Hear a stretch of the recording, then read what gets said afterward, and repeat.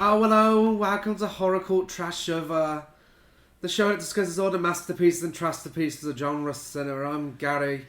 And I'm Chris. Oh, and I'm Cilla. And we're here to have a lot of laughs today. Aren't we? We are. Surprise, surprise, it's me. I'm back from the dead. You sound like Kelly Norfolk. Well, that's our special guest, really. Merry Christmas Eve, everyone. Merry Christmas Eve, Welcome everybody. to Stella Black's house. Yeah. We broke in, we're recording in here. We've got a Ouija board. We've summoned her back with us for today's episode. What's new with Chris, Gary and Cilla? We'll let Cilla go first. What do we think Cilla's favourite of the week would have been? What do I think Cilla Black's favourite film of the week would have been? Yeah. Moonstruck. I don't know. I think like she would have agreed with us. I feel like she's a holiday sitter kind of gal. I feel like she would have insisted on being in Are we it. talking about if she sat and watched it with us? Because she's been dead for quite a while now.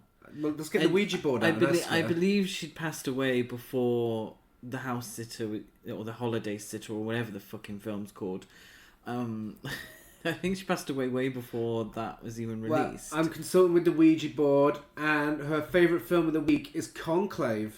I'm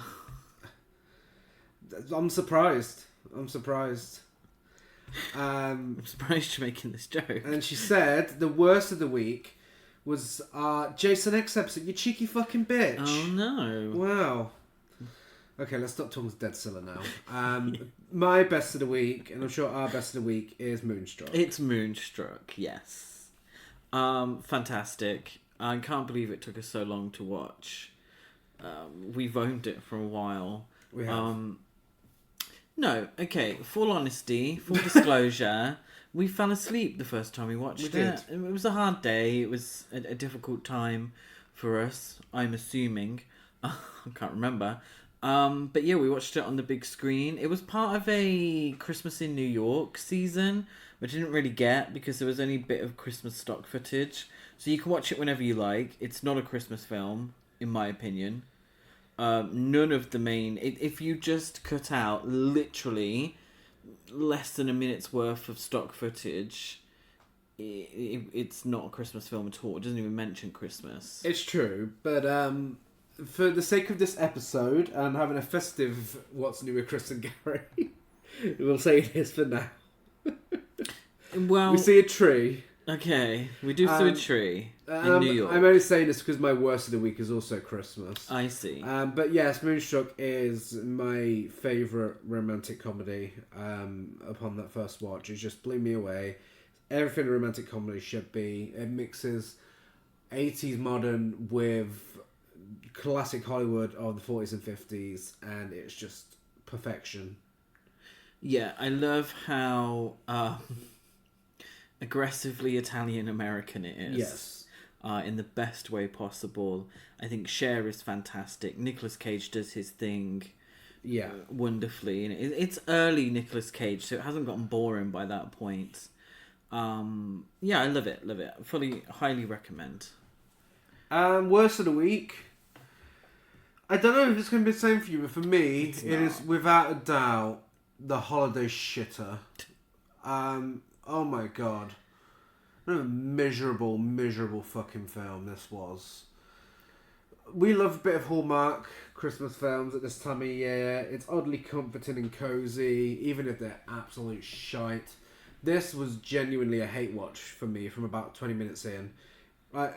Just absolute heteronormative bullshit forced on the gays. Prime example of gay made for straights. It does seem to be gay culture made for heterosexuals. And it's that thing that annoys me sometimes. Is that, oh, isn't it cute? They're gay. It's the same energy when people call me and Gary boys. It's like, you're right, boys. It's like, I'm way past that. I'm scarily close to 40, honey. I'm not a boy. And it's just, it kind of annoyed me. But I also found it kind of sweet and heartwarming in the way that I find all of these films at least a little bit heartwarming. That My broke you biggest down. problem, my biggest problem with the film, and I'm assuming it's also your biggest problem, is that it pushed the narrative that it usually pushes on women in these kinds of films. Yes. Where your life doesn't mean anything until you have children. Yeah. And it doesn't matter how hard you work at your job, you'll never be truly fulfilled in your career if you don't have someone or someones to share it with. Yeah. And so it just felt like you've swapped a woman with a gay guy and you've cut and pasted and that's it. So I don't think it really celebrated gay culture. No. I don't think... And at the end of the day, it's only our personal preference. The whole having kids, adopting or getting married or that sort of thing. You know, each to their own. But I felt it kind of pushed the narrative. Which is, Yeah. But they all push that same narrative. I mean, I wasn't exactly surprised. No. I But take all these films with a little pinch of salt. You know, it is all a bit... Well, something about that one really got under my skin. Yeah. And really fucking wound me up. Yeah. What's your worst of the week? I think the problem was also that it kind of... The sister was expecting a lot of him, and it never really judged her for that. But everyone was a fucking knob. Like, everyone... She has kids, and everyone has to drop everything for her. Yeah, and every single character was a fucking knob. The kids were knobs as well, actually. They were annoying. But I found... I don't know. I mean, Jonathan Bennett plays the lead, so I suppose I've always found him quite endearing. Yeah. It's my similar tone to my least favorite film of the week, which I'm forgetting the name of, The Holiday Exchange. So this is new for this year. Kyle Richards. It's a gay Lifetime, I think this one is. Oh, bitch! No, this ain't either. No, this is just trying to one of those be Canadian one of those. ones. Yeah, it's Canadian just production, random. which is fine. I felt this one was just a bit too cheesy for me. Again, it's maybe a bit.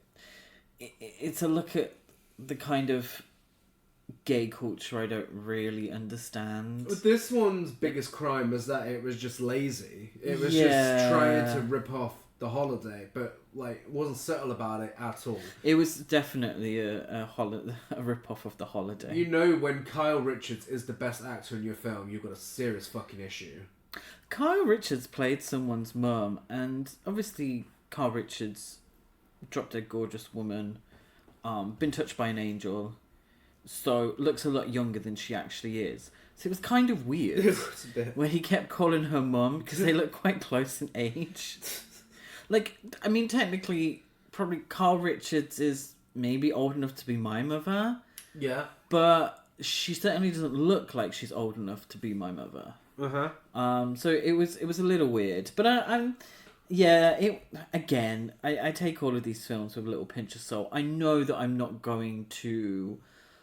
it's not going to change my outlook on life or cinema or anything like that. What really annoyed me is the charming snowy town of Brillfax, which I had no idea where it was, and it was genuinely really annoying me because Brillfax isn't a real place. No. But it kind of said it was in Europe, but people spoke with an English accent. But then there was a lot of extras who just didn't speak. I don't know why they couldn't just use a UK town. It's really simple. Yeah. Like Halifax. Yeah. Maybe not Halifax. I don't know. Is Halifax nice? I feel like that's what they were going for with the name. Yeah. Like British Ilfax. But yeah. It was just it's been a good week for film. So it may be a little harsh. It's the worst of the week. But I wouldn't watch it again. No. Honourable mentions. We've continued BBC's Ghost Stories for Christmas with Warning to the Curious and Stigma. Stigma being perhaps my favourite of them so far. Yeah. Really tried something new. It's completely different. Not based on... Is it M.R. James? Not based on an M.R. James book. Yeah. So it wasn't like Victorian-ish. It was bang up to date for the time, set in the 70s. So that was something a little different. Yeah. A little racy, actually. It was, Yeah. a bit of nudity, a bit of blood. I've quickly learned that if you want to make the best ghost stories to Christmas, you got to show a bit of skin. Apparently. All We Imagine as Light was just wonderful. Yeah. Absolutely stunning. Really a beautifully made film. Great performances. Yeah. Really stayed with me afterwards. And that soundtrack, I've been listening to it on repeat all week. Conclave was very good. Yes. Camp here and there. Yes, yeah. Yeah, it wasn't the film... Well, it kind of was the film I was expecting because everyone told me it was camp. Yeah. But it wasn't the film I was expecting when I first heard of it. We weren't expecting Gossip Girl with the Pope, but here we are. We weren't expecting the Pope to be the messiest bitch of all. I know, we weren't expecting vaping, but No, there we go. That's true. Tangerine, which has quickly become a new favourite Christmas film of mine. Just, Sean Baker did a good job with Honora. It was good, at the very least. We didn't think it was amazing. No. But it was good. Tangerine is phenomenal. There's no other Christmas film like this. It was laugh out loud hilarious at points. Very edgy at times, I thought. And I found the characters really endearing and fun to be around despite their many, many flaws. Yeah. Which is difficult to do. But It's difficult to do with a film. All whilst grounded in realism. Yeah. It felt real, and to make a film look as beautiful as it did while shooting it on an iPhone, props to you. That's impressive.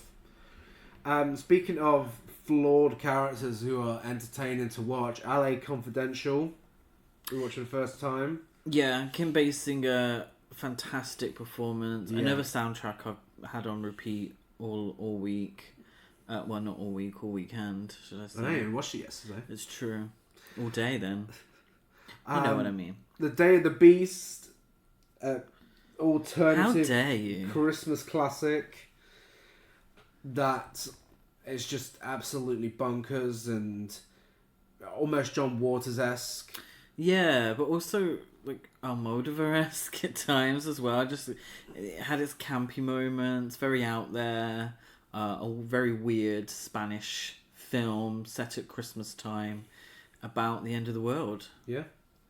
Nightcaller, which again, bonkers would probably be an understatement for this. Yes. Giallo, slasher, light-hearted drama, comedy. With some martial arts thrown in. Fucking wild. Absolutely wild. I don't know where this film has been my whole life, but really, it should be a Christmas classic. It's and I suppose it's an understanding of different types of cinema, is that Hong Kong cinema gets away with so much more than I would ever allow American cinema. Yeah. In terms of the stuff not making sense or just being so ridiculous that it becomes silly. Yeah. But with Hong Kong cinema, I find it so endearing. Yeah. Because it feels sincere. Mm-hmm. And it's just like, we just want to make a fun film. Yeah. We just want to have a fun time with this. We want you to have a fun time with it. It doesn't have to make 100% sense. It doesn't have to be 100% coherent. There's no dull moments. And that's what I love. That's what I enjoy. Yeah. It's entertainment in its purest form. It is. And finally, I have a Lifetime Christmas film that did it right. The Christmas Setup. Absolute delight this film was. And it introduced me to my new obsession, Fran Drescher. Gary within the last 24 hours has discovered Fran Drescher. We watched the Christmas Setup, and she has a very distinct voice. Yes. She has very distinct mannerisms, and she's an absolute delight to watch in that film. And the film itself is a delight to watch. Very, very nice, very endearing. Very sweet. There's a little bit of actual queer culture in there, which I enjoyed. A drag queen, drag show.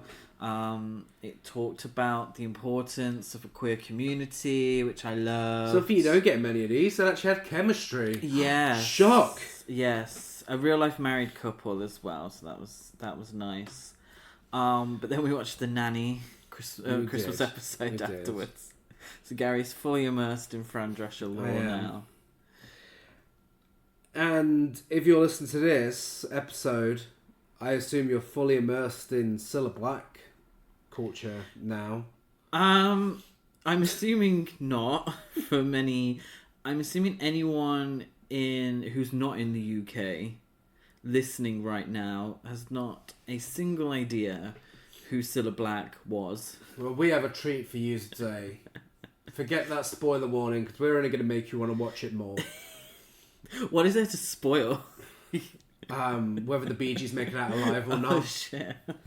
We're going to take you back to 1983 for the TV special Cilla Black's Christmas Eve. Now, for American audiences, this is our equivalent to your variety shows. Yes. This is difficult. Except in this, the person hosting it doesn't really want to let anyone sing a full song. No. Because it's all about her. Her spiteful arrogance. Spiteful arrogance. This is like our version of Carol Burnett doing a Christmas Eve variety performance. This is like Star Wars Holiday Special, UK. Yes. Yeah, Carol Burnett if she wasn't incredibly talented. This is, we watched this for the first time last year. We watched a certain clip from it many times before that. This is one of the most bizarre things I've ever seen in my life. The 80s were wild. And this is a great example of that. This is just casual Christmas Eve viewing for people in the UK. I don't think anyone would have realised just how ridiculous this is. It's what we perceive to be light entertainment here in the UK. It's a variety show. It's silly. Let's address it straight away because it's going to come back time and time again. Cilla Black cannot sing, yet she continuously sings throughout the whole show in many different accents. Yeah. She cracks jokes. She does it all. This is variety. Jack of all trades and unfortunately a master of none. Yeah. Well, the person who got responsible for this is Noel D. Green, who directed it. He directed The Rock Nativity, The 6 O'Clock Show, The Crankies Club, Party at the Palace, Punchlines, I Feel Fine, and You Bet. And it's written by... Crankies Club. Yeah. As in the married couple where their whole shtick was that because she was a short lady, she would sit on his lap and pretend to be a young boy. That's the one. School uniform. Yeah. Okay. Just so we know. Again, American listeners, this is the UK. Written by Vince Powell, who did Nearest and Dearest, For the Love of Ada, The Whackers, Bless This House. He did Coronation Street from 1961 to 1967. Yes. Never the Twain, Super Frank, Younger Heart, and more. Don't know how much the budget was for this, but I dread to fucking think. And of course, it's a TV special, so there's no worldwide gross. But if there was, I'm sure it would have been a hit. It's ITV, isn't it? I wonder where it was in the ratings that year, that evening. I'm assuming we wouldn't have that now. It's been so long. Yeah, number one. Number one most popular. Should we talk about who's in it? Yes, in the section we like to call Hey, I Know You. Cilla Black as herself, known for her astounding arrogance in restaurants, as well as for being a mediocre singer who got away with it because of being likeable and moderately cunty. Also known for outing journalists, murdering other people's songs, and being a top-tier camp TV presenter. I think that sums it up. Yes, If yes. you're not familiar. So let's talk a little about Cilla Black, because she was huge, absolutely massive. She was here in the UK. She is now on TikTok. Yeah, our version of Carol Burnett. Yeah. She probably was most famous for her TV work in the 80s and 90s. But she started off as a singer. Famously, she covered or did her own version of Dionne Warwick and Burt Bacharach's Anyone Who Had a Heart. And he got to number 1 here. Did way better than Dionne Warwick's version. And she despised her because of it. She absolutely despised Cilla Black. Very funny. Look it up. Her talking about, because Cilla Black's like, oh well, we needed a pop version, more pop voice. And Dionne Warwick's like, it sounds exactly the same. Yeah, she didn't change it at all.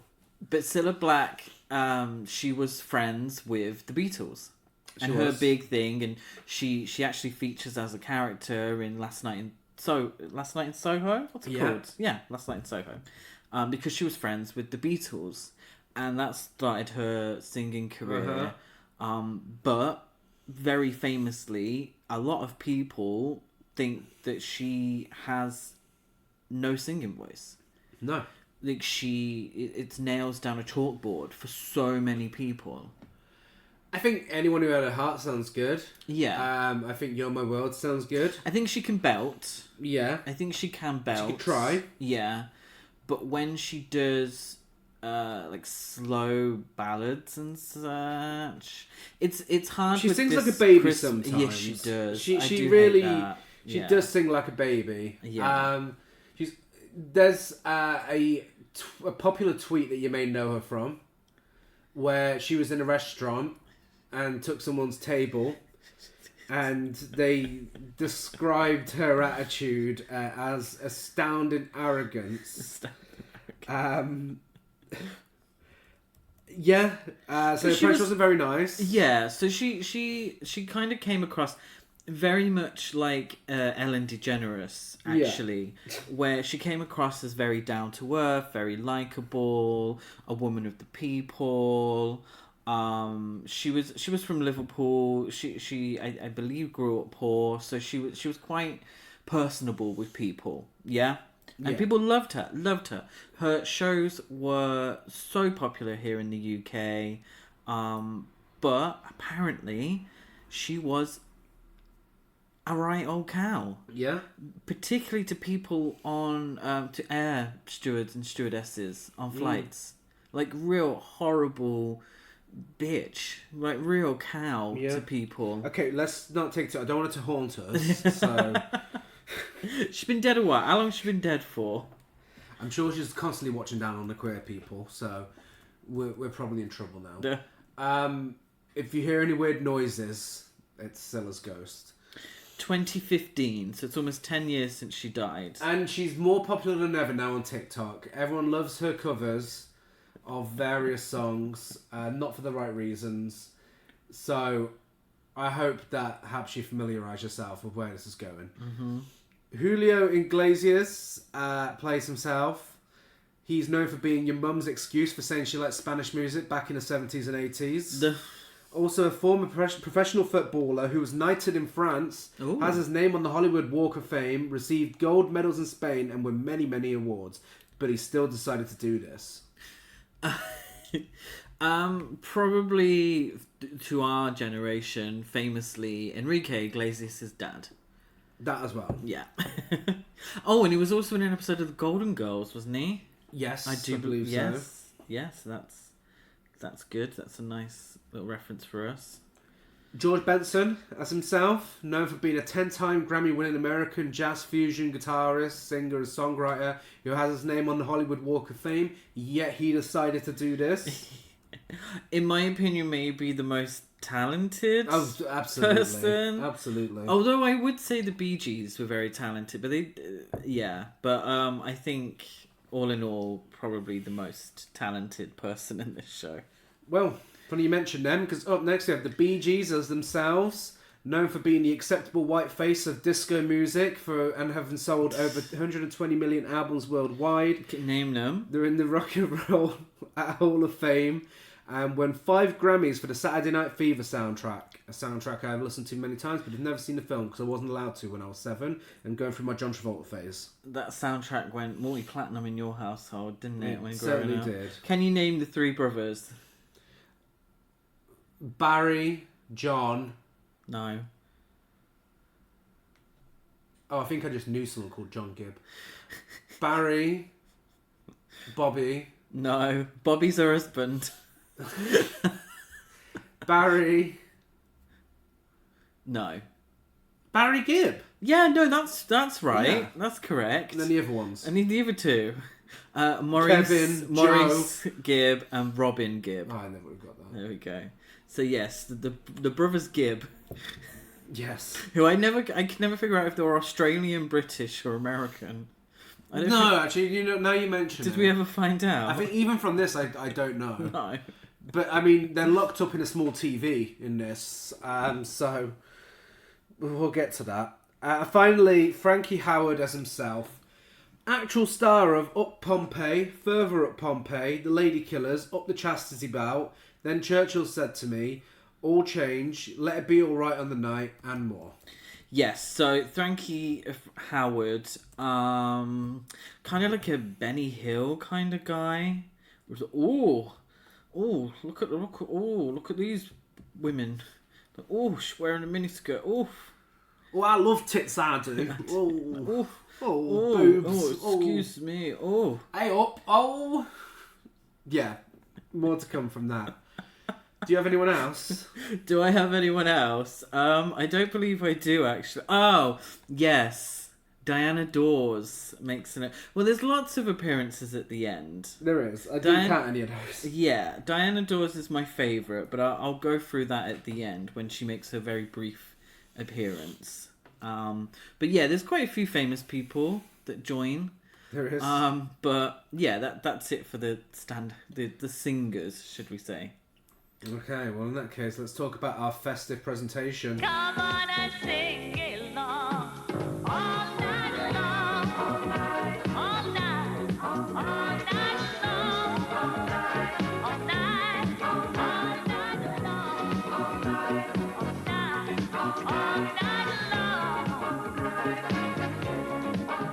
We start in an atmospheric, dark area of Liverpool. Picture it, Christmas Eve, 1983. Yeah. The darkest of Liverpool Yeah. has to offer. We're taken inside a brightly lit house with tacky Christmas decorations and Cilla wearing what can only be described as a cheap ABBA costume from Love Your Babe's fancy dress shop.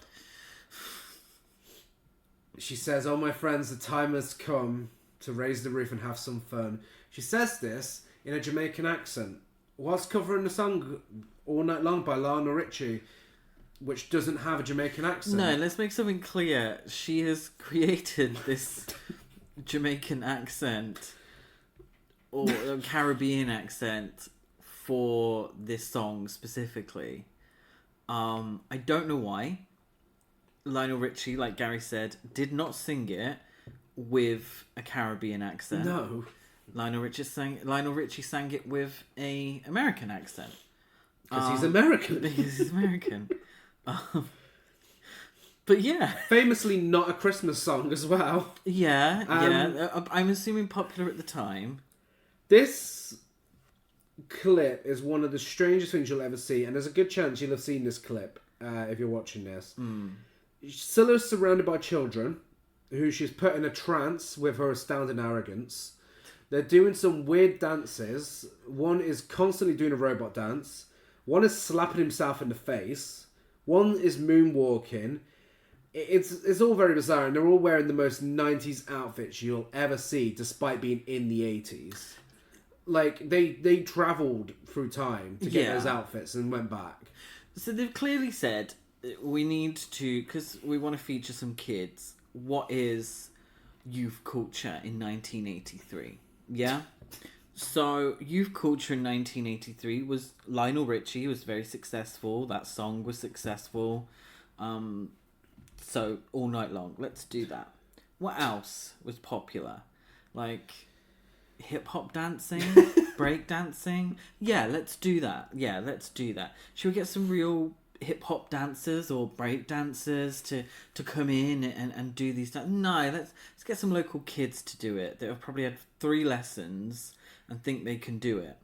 And there's a few kids who are all right. Yeah, sort of in the background. That's kind. Who are not taking it seriously. Oh, they're all taking it seriously. That's the thing. They are all in a trance. Like they look like they've been drugged. Like there's something not right. They are taking it so seriously. There's one kid in particular at the front though who is taking it incredibly seriously. I think he's still doing that dance now. He actually looks kind of aggressive with it. Like he's like really angry. Yeah, so he's on doing the robot dance. Yeah, and he's. yeah. I still think that he's still doing it now. Like he was in a trance. Yeah, he was really going for it. But this is like youth culture. So this is, oh god, what's a reference now?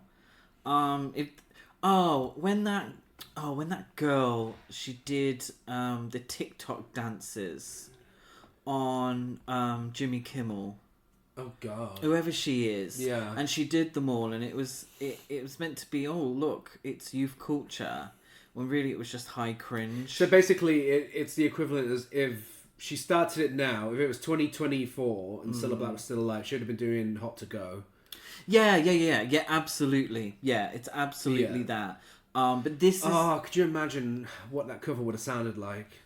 But this is also kind of a bit... Rest in peace. It's a bit... Because there's white kids and black kids, yeah? And so this is a vision of black American culture for an ITV Christmas Eve audience in 1983. Let's be clear about this. And so they've taken this and they're like, oh, this is really cool. They've taken something that is cool, breakdancing is cool when done correctly, and they filtered it for a middle-aged white audience on Christmas Eve. So the white kids are at the front and the black kids are at the back. So, let's be clear. So it's so crap and cheesy because of this. And then she puts on this Caribbean accent. What's she doing? And then we get the whole song. And we do. Her and the kids are going around the front room or wherever, whatever the fuck she is. She pretends to be down to earth, but this is a big fucking house. She's got a nice house. So she made a few bob off of Dionne Warwick. And she's... Yeah, again, I mean, that's the criticism she had for Anyone Who Had a Heart. Where she literally did it, verbatim, Dionne Warwick's version, but she said, oh, it had the pop touch. The more commercial touch. I was like, yeah, because you're a white woman, let's be clear. So it's kind of that. Not to get too serious with it, because it is just a bit of cheesy sort of TV. But, it's... This is when things are the cringiest. When it's taken something that's cool. Because I think Lionel Richie was cool back then. I mean, I wasn't alive back then, but, I mean, he was popular, wasn't he? Yeah, sure he was. And then filtering it through a really cheesy filter, really, and putting it out there for the masses. So they're going around the houses and everything. Yeah. And she's doing the song. And then something that really annoys me at the end is that she pretends to give one of the kids a gift. Yeah? And then she, snatches it back. And then she does it again. All while still dancing. Because the kids are dancing out of the house now. They've had their 5 minutes. They don't just dance out the house. Our Cilla lures the kids out of the house with presents. Like Dick Whittington. Like, she literally tricks them to leaving. She lures them out into the fucking freezing cold. No coats or anything. And then locks the door once they're gone. Yeah. But the last kid, she's like, hands the gift. Yeah. Snatches it back. Hands it again. Snatches it back. Like, ha ha ha. Then does it again. It's so annoying. What do you make of her outfit? It's not my favourite. No. But it's shiny. It's silver. The problem is the way that the cameras were back then. Yeah, it doesn't look good on film because No. it's too shiny. Yeah. You know what I mean. There must be a term for it. I'm sure or it a would look reason lovely for in it. person. Yeah, but you know exactly what I mean. Where I know what you the 80s camera. But it's not the worst. It's nice. It's alright. It's festive. Well, she reminds us that Christmas has come around again, and that it's all about the kids. It is. A 3-year-old son wants a computer, a 9-year-old is getting a DIY kit, and a 13-year-old son is getting a 13-year-old girl. Yes. What do you give a 13-year-old boy for Christmas, apart from a 13-year-old girl? So she does these sit-downs in between, She does. and she does her jokes, her hilarious jokes, heteronormative jokes.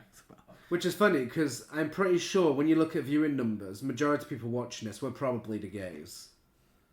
In the closet. Do you think? Or do you think... And older people. Middle-aged... Well, yeah, old people. and Middle-aged gays. older people. Boomers. But yeah, she's definitely does that thing I've ranted about in the podcast. All the gays would be out and about, wouldn't they, on a Christmas Eve evening? They'd be all down Canal Street. Well, maybe they set it on record, if that was the thing. Oh, on VHS. They'd recorded it onto VHS.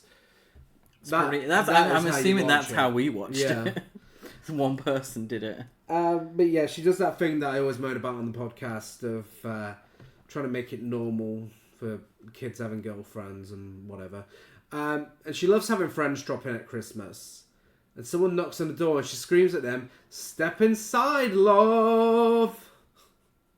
Yes, which was, I think, one of her songs. Maybe? Yeah, it was. It was one of her songs, Step Inside Love. Well, it's none other than Frankie Howard. I wish people would welcome me with Step Inside Love. We will. Well, I will from that one. Frankie Howard brings her a doorknob for Christmas, a bottle of champagne and some silly voices. They drink the champagne together and Frankie is disgusted that Cilla hasn't asked how he is. He tells her he's limp and hasn't found himself in days. Now, if you haven't guessed already, yes, Frankie Howard is here for the innuendos. And he basically just says sex a lot. He tells us how a doctor drew some shapes for him. And they all reminded him of sex. And he told him that he's obsessed with sex. And Cilla doesn't believe him. He holds the champagne bottle at crotch level. He does, obviously. And Cilla says, hang on, don't point it at me.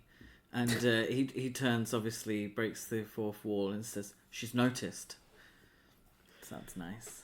Yes. Her husband's, spoiler alert, her husband's going to be visiting soon. So he needs to watch himself. He does. Although that's a fight I'd like to see. Frankie Howard, I mean, yeah, he existed. He's one of those comics that I was never really sure whether they were gay or not. Yeah. So he comes across really camp. Mm-hmm. But I don't know if it's a shtick because all his jokes are innuendos, but towards women.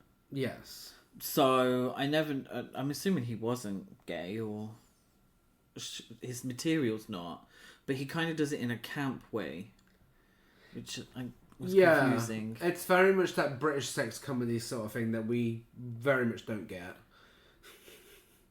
Despite having tried many times. Yeah, we have tried. It's an area of British cinema and entertainment that's always intrigued me, but every bit of it I've watched, I've always thought was a bit crap. Yes. Cilla doesn't want to let him leave because she wants to sing Christmas songs with him that never made the hit parade. So we get I Wish My Mum Had Married Santa Claus, The Holly and the Ivory, Twinkle Twinkle Little Me. Ivy? Do you mean Ivy? Did I put Ivory? Yeah, I think it's the Holly and the Ivy. There we go. Twinkle Twinkle Little Me, Santa's Too Fat for the Chimney, some sort of army song that I can't give a name to because the sound design is so bad for it. Is it Christmas on the Range? It may... No, that's next. That's next. That's before that. Cilla is shrieking the lyrics to it whilst Frankie slurs them. So I have no idea what it's called. Then it's Christmas on the Range. Will Santa Claus wear a tin helmet? And famously heteronormalized by Michael Bublé, Santa Baby. Santa Buddy is now known. Santa Buddy. Yeah. It's a challenging megamix to get through. Yeah. She says they didn't make the hit parade, and after these renditions, I can tell why. Twinkle Twinkle Little Me, wasn't that randomly in a film we watched, a Stevie Wonder version? It may have been. I It think did so. ring a bell. Yeah. But they keep looking at the camera, and I find it really creepy. And I think Frankie Howard's looking at the lyrics. Just he's off definitely camera. looking at the lyrics. I think Santa Baby's the worst because Yeah. she literally it's not her song. It's not for her. She hasn't got the voice for Santa Baby because she sounds like a dying cat, right? She really does, and she just that baby singing like it really is. Yes, Yeah, and Frankie Howard is not a singer. No, he's not. He's not even close. Yeah, but I suppose that's the joke. Yes, does not make it. But the whole idea is that she's meant to be a singer. So Yeah. she's the whole joke is she's really good, And he's really but he's bad. not so great. Yeah. And it's like, isn't that funny? But Yeah. she's not that great herself. Yeah, so thank God that's over. Cilla goes on the satellite to Miami, where the Bee Gees, who she knows better as the Brothers Gibb, and their families are being held captive in a small room. They're locked inside this little TV. She says it's 8 p.m. in the UK, so this is prime time television. Yeah. This Yeah. probably had millions of viewers. Uh-huh. The Bee Gees were huge. They were were. huge back then. They were. I mean, was this the same year as Phenomena when they appeared on that iconic T-shirt? Yes, probably. It's a little earlier than that. Barry's wife Linda looks like Caroline Munro, and the She other does. two wives look like the girls from Bucks Fizz. Yeah, no one wants to be there. No one wants to be there. There's candles way too close to Robin's wife, Dwina, her hair. And we get introductions to every family member. It genuinely looks like they're all being held at gunpoint. And then the Bee Gees, their kids, their wives, and Cilla all decide to sing an awful rendition of Silent Night together. It's fucking dreadful. Yeah, she says, "What key is it in?" Not that it matters, because I don't think she ever cared about keys. But then she says, "Yale," which, when you think about it, is hilarious because here in the UK, Yale make keys, Yes. but keys for your front door, Uh-huh. not for, which is hilarious when you have to think about it. Unfortunately, they do sing Silent Night in the key of They try. basic in the Yeah. end. Cilla's volume increases towards the end. does. Unfortunately, It does. She, increasingly throughout this special, she does not want anyone else to have that spotlight. it's louder and louder, honking away. And she gets increasingly more frustrated the more screen time she has to share with other people. She tells them they've been smashing with sheer joy, and we move on to an ad break. What do you think the ads would have been back then? Probably something. Yale keys. Maybe Yale keys. Probably now 1, now Yeah. 3, or one of the now vinyls. Probably Daz wash or like fairy yeah. washing up liquid. Yeah, so, a lot featuring women wearing aprons. Yes. Yeah, Yeah. yeah. Well, I'll tell you someone who's not wearing an apron, and that's Cilla Black. When some carolers show up at her door singing "Joy to the Newborn King," and she walks What's that? out. I just put the "Joy to the Newborn King" song. Oh. I have no idea. Is it Hark Now Hear the Angels Sing? Potentially. No. Oh, I can't remember. Oh, I didn't write it down. I'm not. Do you know what? I'm not very good with carols. It's the one with those lyrics. Just Google the lyrics. Yeah. Cilla walks out in a cunty fur coat over a camp red dress, She looks great. and she fucking stares at them like they're peasants. She looks down her fucking nose at those disgusting carolers on her door and just lets them try and outsing her. Well, she Like, said you just she fucking go tells for them it. she tells them not to leave so she can join them. Yeah. And they try and run away, but she stops them. Well, again, my notes. She threatens to sing a song with them. And because of her horrifying, astounding arrogance, they decide to sing with her. Well, they don't actually sing with her. They do backing vocals. do, yes. Well, she does a rendition of A Winter's Tale. It's, in my opinion, probably the nicest she sounds throughout the whole thing. Even though she's singing like a baby again. She sings, yeah, she does sing a lot of it softly. But then the key changes. Yale unlocks the door. Yes. The key changes.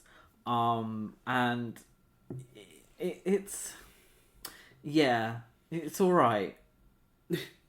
I mean, wouldn't the press play. carolers... None of these songs, No, I wouldn't not a press single one. play on course any of not. them. But the carolers are giving vocals. They are really going for it with their backing vocals.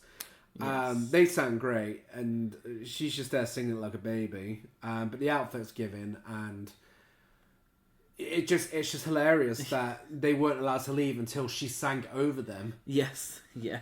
Until she tried to outshine them. And then she's like, "No, you lot can fuck off." Her, oh shit, what's the phrase? Astounding arrogance. Her astounding arrogance made it necessary to sing over them. But that's all she gives them to take away with them. No food, no money. She just gives them some astounding arrogance and goes inside, locks the fucking door, leaves the carolers to leave and walk on their way in the freezing cold Liverpool weather.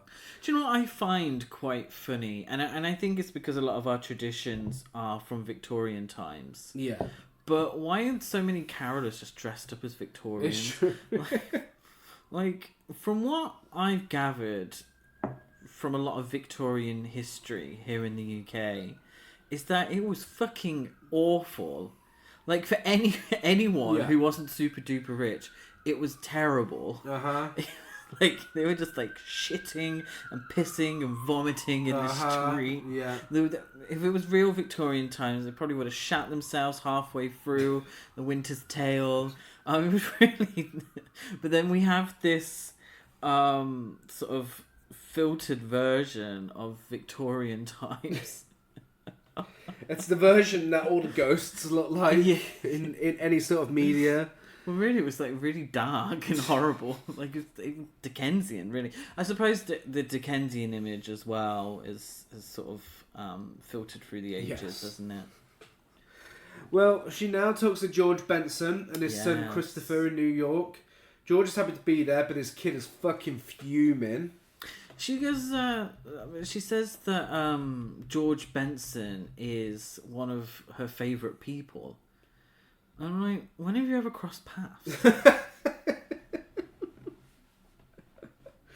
I don't think Christopher really knows that he's on TV. I think it's a shame that no one actually told him what was going on, because he doesn't. Well, he, number one, doesn't want to be there, and number two, doesn't actually really know where there is. He knows he does. He knows that someone is honking from across the from across the Atlantic. It must have been terrifying. I mean, like a goose. well, George translates the Scouse accent to his child. Yes.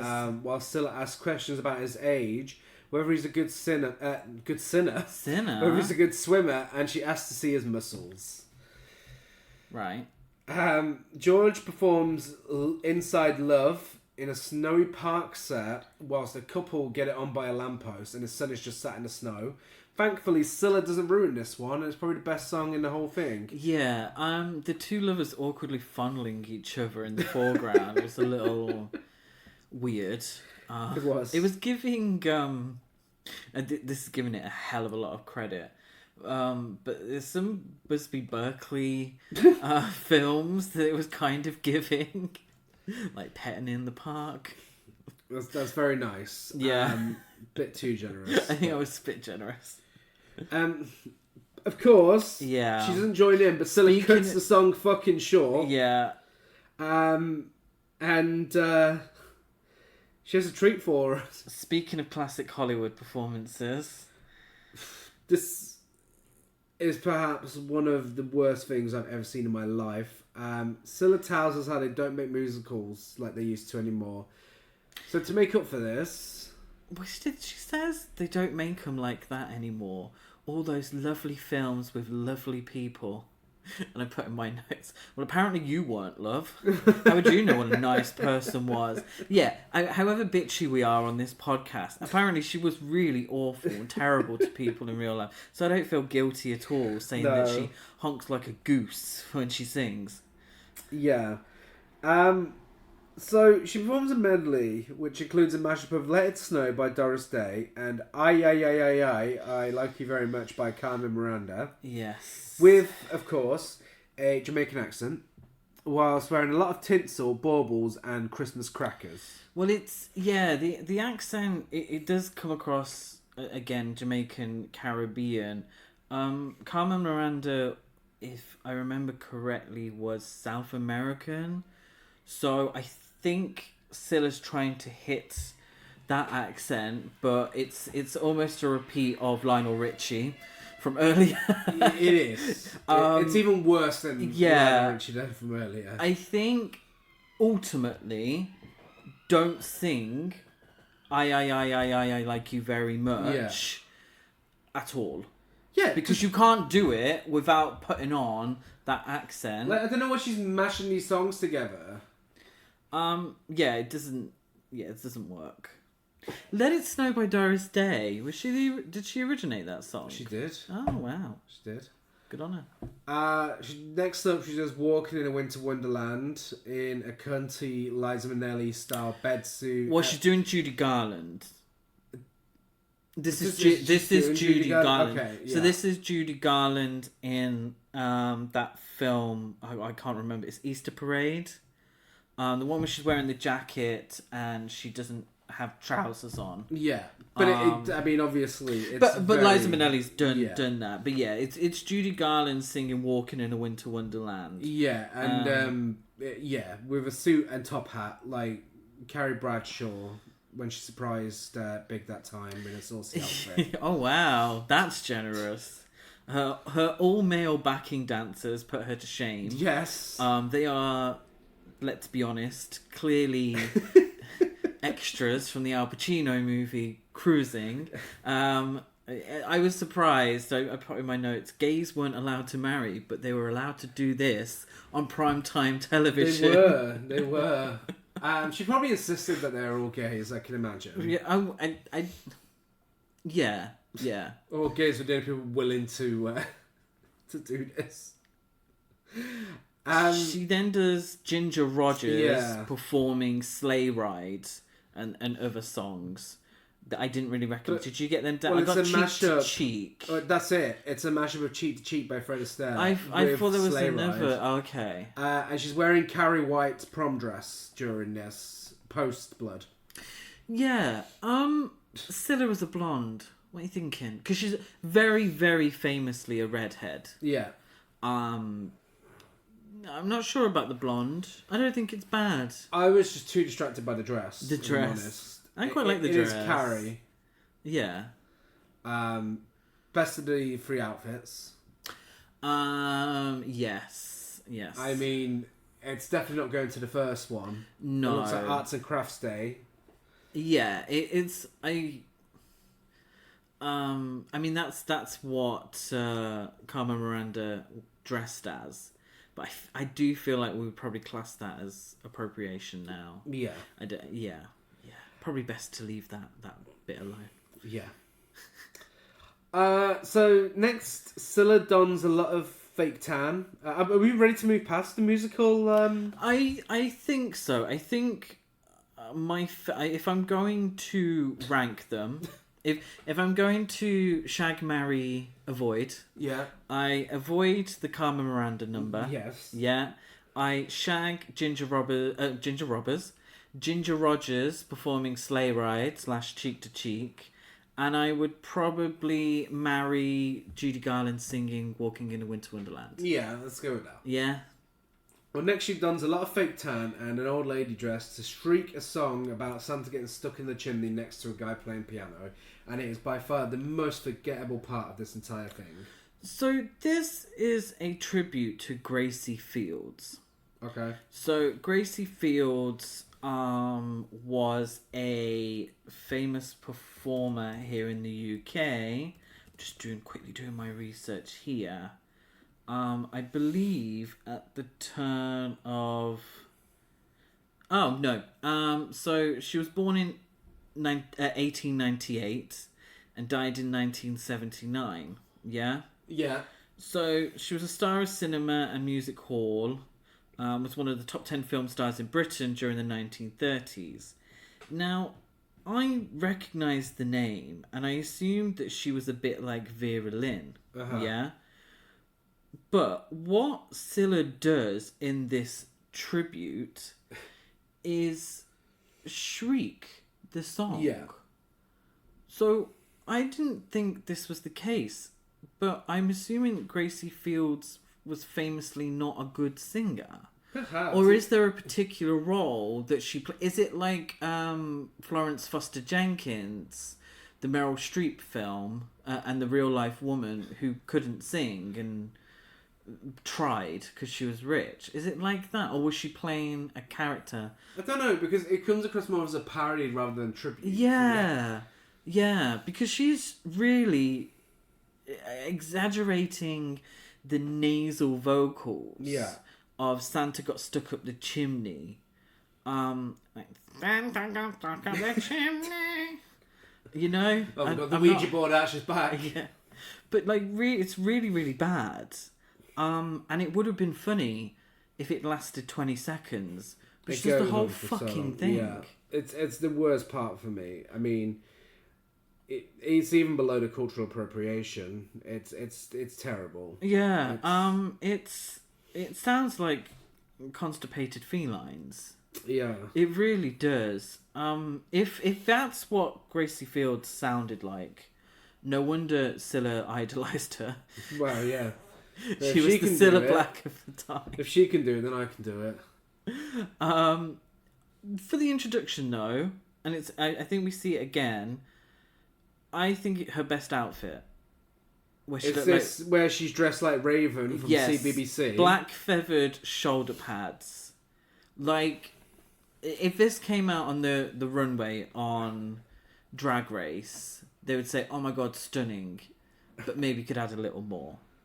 If she had made it during a challenge, yeah. If it was a drag on a dime and she dumpster dived and made this, it would have won that week's challenge. I mean, if she just goes in the BBC's wardrobe, she could find Raven's outfit, and it's the exact same. True. That is a reference that I think two people might get. Well, she's ready to set some kids some tasks. But I think the reason she's wearing this really is because she's trying to get herself a bit of cock. She's plucked a few cocks for the feathers. She speaks to Julio Iglesias, and she says the exact words, and I quote, "Yo, you look so foreign and lovely, you do, Julio."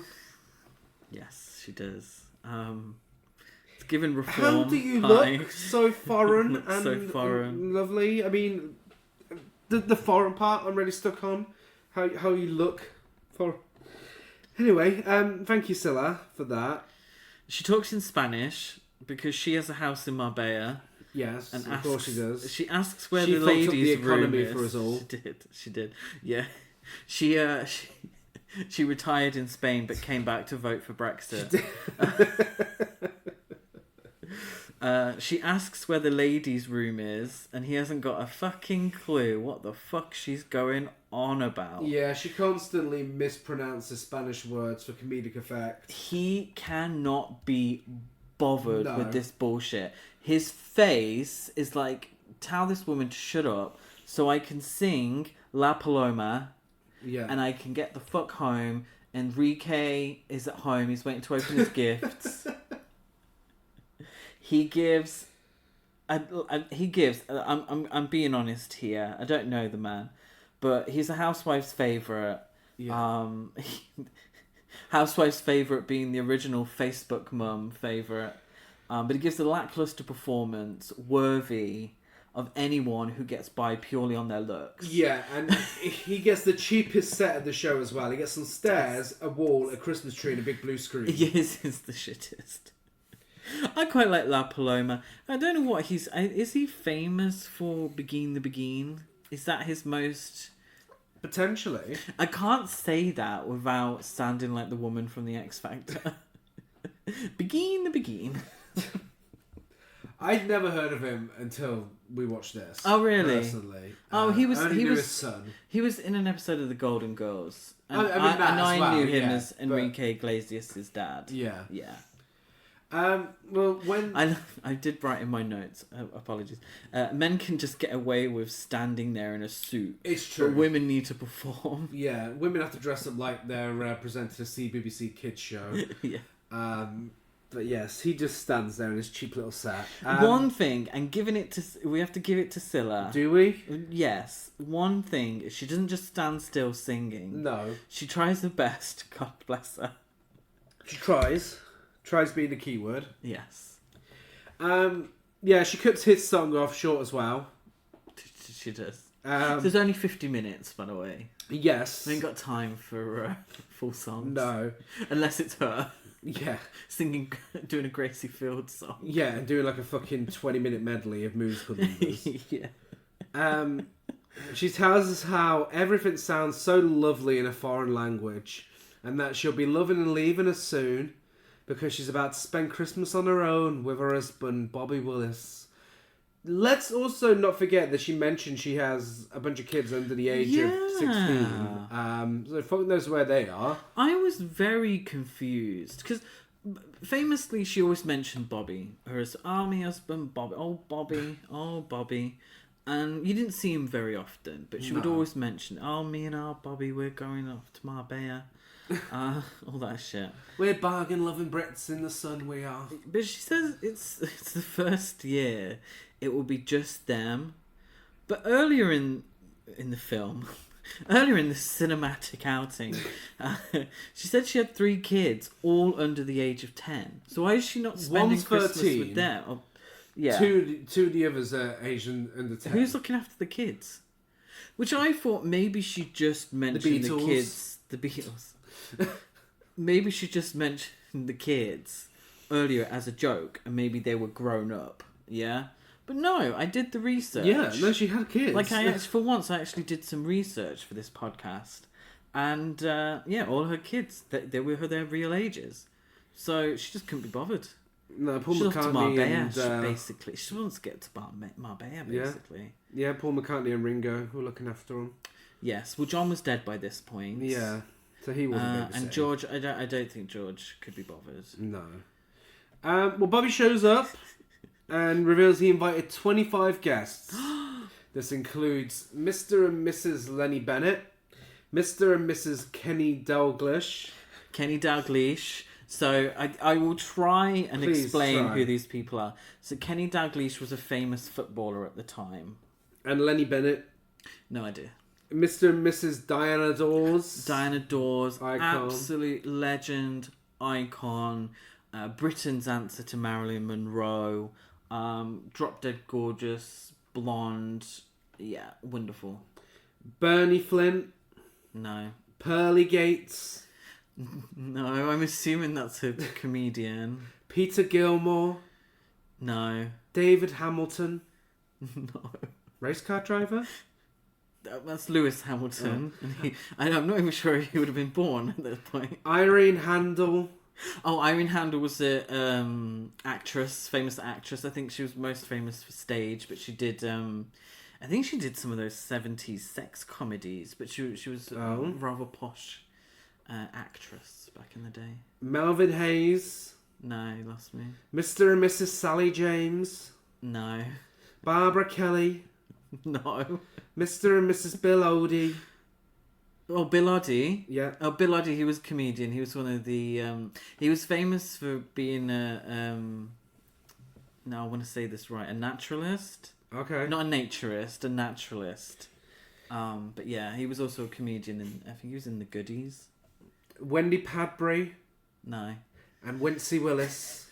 Wincy Willis. Wincy Willis is a great name. I know. I had absolutely no idea who these people are. Well, they all just walk in and we get a group disco performance of We Wish You a Merry Christmas. And we're given various jokes by the guests, including the best one, which is Knock Knock, who's there? Wendy. Wendy who? Wendy Begin to Begin by Diana Dawes.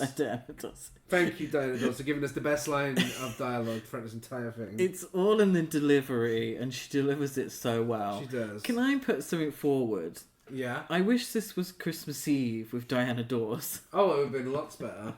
But we probably wouldn't be talking about it if it was. Kenny Dalglish, probably great on the field. Yeah. Probably scored a lot of goals in his time. Yeah. Yeah. Cannot read from an auto cue. It's an absolute shambles. No idea whatsoever what the joke was meant to be. He completely fucks it up, flubs it. It's a total botch. Absolutely hilarious. So this is, and I keep doing this, but it's fun. I enjoy doing it. For our American listeners, this is a bit like Rowan and Martin's Laughing, when they make random jokes, you'll know what I'm talking about. But Wendy Begin is by far the best. Do you know what joke I didn't enjoy? What's that? When Bobby turns up, he gets a bit fat shamed, doesn't he? Does he? Yes. She says, "Here's my better half," more like 3/4. Bless him. Poor Bobby. Yes, listen to her Get singing fat and shamed get on fat national shamed. TV. So I didn't think this would have been live. But do we? Oh no! I mean, Kenny Dalglish's complete botch. It would have had to have been live. True. Oh my god. That just makes this even more ridiculous. Wow. Well, she's fuming. She's Diana Dawes has fuming. totally put her to shame. Everyone's stealing the spotlight now. There's so many people, so she leaves the house in a huff, and she performs a genuinely haunting rendition of Goodnight Sleep Tight in her baby voice in front of the house. She left the doors open, hoping that a guest will fucking freeze to death, and it's terrifying. She's staring into your soul, doing this really scary version of Goodnight Sleep Tight. And then she says, "Good night, everybody. Everybody everywhere. Merry Christmas."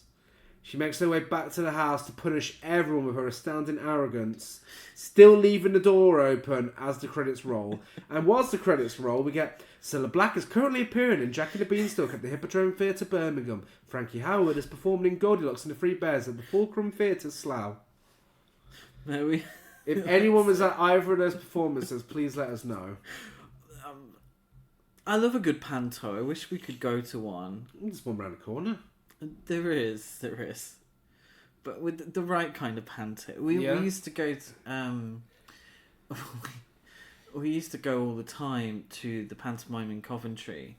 But it was the one thing where I feel like Coventry took it very seriously. Yes. Because we never had any stars. No. We had like proper stage actors who would do like other performances, so it was like a proper pantomime. Well, I wish us to enjoy that. We should probably go at some point. Well, that is Cilla Black's Christmas Eve. A fever dream, a wild ride that has to be seen to be believed. It's what was, because it's not like it's an anomaly or anything like that. It's not like it's completely out there. It is compared to now. But I mean, that was light entertainment back then. Yeah. Like, kind of silly, but also thoroughly entertaining and high camp. Really, really fucking camp. Yeah. Now, would I watch it every day? No. But watch it every year? Yes. Yes.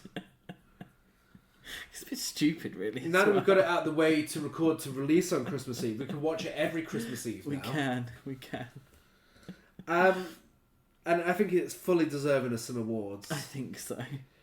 Who's your biggest queen? My biggest queen is Diana Dawes. I'm yeah. sorry for you to come in last minute and completely steal the show, looking stunning. And I like Cilla's outfits overall. But Diana Dawes, absolutely stunning. Beautiful figure, completely, big, blonde, beautiful, stealing the show. Gotta give it to her. Yeah, absolutely. It's the Week in the Wicked star, Diana Dawes. Week in the Wicked. Yes. Biggest gasp, it's Cilla's use of accents she shouldn't be using. Absolutely. Particularly the All Night Long number. Well, I mean, a slap you in the face is the first thing you see. But also simply because it's completely unnecessary. It's so unnecessary. Because, Carmen Miranda, had an accent. Yeah. Lionel Richie did not have anywhere near that accent. Yeah. Best dialogue, for me, it's Diana Dawes' joke. When we begin, begin. I was going to say the geek. I fucked that up. I'm like Kenny Dalglish. When Completely do you fucked that begin? up. When do you begin the begin? That's camp. Every single second of this thing. It's true. But if I have to pick one, then it's Cilla kicking out a bunch of kids out of her house after performing all night long. I think ultimately anything close to Judy Garland is high camp. Yeah. So it has to be her Judy Garland number. Best outfit? Raven. That's so Raven. It's A Winter's Tale for me. Oh. The fur coat and red dress combo. Yeah, that's nice. Best song? For me, it's the George Benson one. From George a technical Benson, standpoint, yes. it's George, Inside Love. in my humble opinion, George Benson is by far the most talented person, and by far, maybe the most. What's the word? What's the opposite of bored? Properly invested in and given a nice performance, and doesn't like Julio Iglesias. Yeah. He's just get me out of here. Ratings, I go 5 members of the Gibb family held hostage for a terrible sing-song out of 10. I gave it 5 appearances in Jack and the Beanstalk at the Hippodrome Theatre in Birmingham out of 10. A masterpiece, trash, basically a camp hole bunch of fun. I've given it a camp hole bunch of trash to piece. It's a camp hole bunch of trash to piece. Yes. And it's available on YouTube in full, and she's dead, so you don't even have to feel bad. Go and watch it on YouTube. There's no other way of watching it anyway. Check it out. If you enjoyed this, I recommend checking out The Stranger. No, I don't. I check out Nick and Jessica's Family Christmas. Oh my Equally god, as horrifying. that's such a good choice. I was stumped, but that's such a good. I concur. Yeah. I completely agree with that. Yes, but also The Strangers, because that first sequence is just as terrifying. And yeah, we're Horror Cult Trash Over, Facebook, Instagram, and Twitter. Horror Cult Trash on there. I'm Gaz92 on Letterboxd, Gazmo205 on Instagram. I'm Chris Barker 823 on Instagram and Letterboxd. We're also Gaspar Fest across all social media. Go get your tickets now for the People's Joker screening in February. Give us a rate, review, subscribe on iTunes, like us on everything else. And now, to end our Christmas season in true Cilla style, we'd like to thank all of our guests we've had on the podcast over the years. Killer Flicks, Maz, Vegan Luke, Xander, Spilling Guts, Say Podcast and Die, Charlie Steeds, Scare Actor Jack, Slashic Horror, Curtis's Corner, They're Queer, The Horror Bandwagon, George and Kim, Ben Simpson, Killer Track, Life's But a Song, A Nightmare on Fierce Street, and the Unbound and Rewound podcast. We would also like to thank all the random people and places we've referenced over the years. Butlin Skegness, Trafford Centre, Debbie Stevens, Holly Jervis, Jane McDonald, Rachel Lester, Lisa Scott Lee, Kate King, Fiona's ghostly daughter, Chris's mum, Love Your Babes, Wendy James, Impulse Coventry, Raven from CBBC, Derek Akora, Yvette Fielding, Girls Aloud, Sugar Babes, Sybil Danning, B&M, Home Bargains, Poundland, and so many more that I can't remember off the top of my head for a cheap joke. We've been Horror Cult Trash Over on your Christmas Eve, and we'll be back next week with our 20 best horror movies of 2024. Merry Christmas, everyone, and to all, good night.